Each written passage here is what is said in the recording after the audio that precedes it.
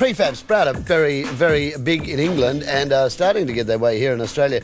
While we were there recently, they had the #1 record and it stayed in the top 10 for quite some time. Song that is called Appetite, and we've played it a couple of times here now. From that interview, which Appetite is 48 this week, by the way, from that interview with two members, we spoke with Paddy and the lovely lady out of the group. And I asked Paddy where he gets his inspiration from to actually write the music that they play. Oh, that's a difficult one, really.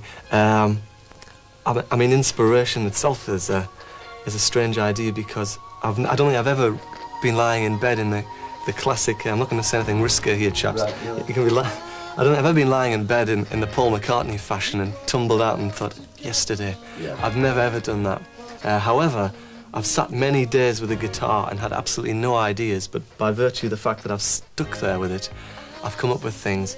So a lot of it is workmanlike, and you hope that maybe if you just get a little seed of something, that you can develop it. And just observation, imagination, really, they're the things that trigger writing.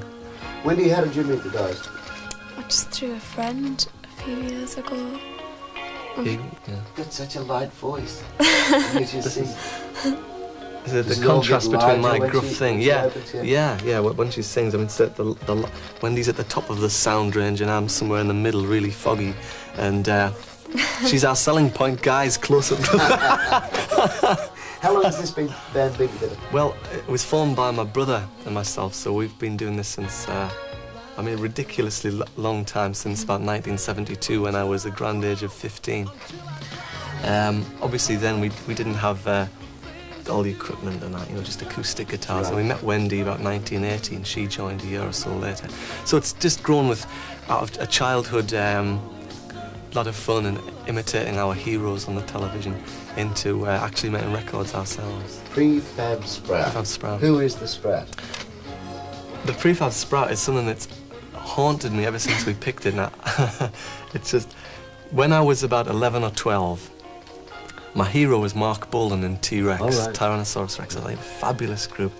And all the kids I went to school with used to like bands. This is before Mark Bolan was a big teeny bop idol. And Tyrannosaurus Rex sort of typified a typical British band who were supposedly profound because no one knew what the hell they were on about.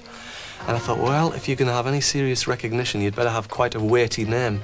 So I stuck two disconnected words together, thinking that made us brilliant. In the same way as Moby Grape or Grateful Dead, Yeah, I thought, when you're 11, you think that's profound. Yeah, and as you grow older, you realise it's totally ridiculous. But as the whole thing is totally ridiculous anyway, aside from the music, that has haunted me ever since. I mean, I don't think I've ever heard anybody say to Orchestral Manoeuvres in the Dark, where'd you get your name? I don't think I've ever heard anybody say to Green, Scritti Politti, Aztec Cameron. We always get it, always. Thanks for talking to us.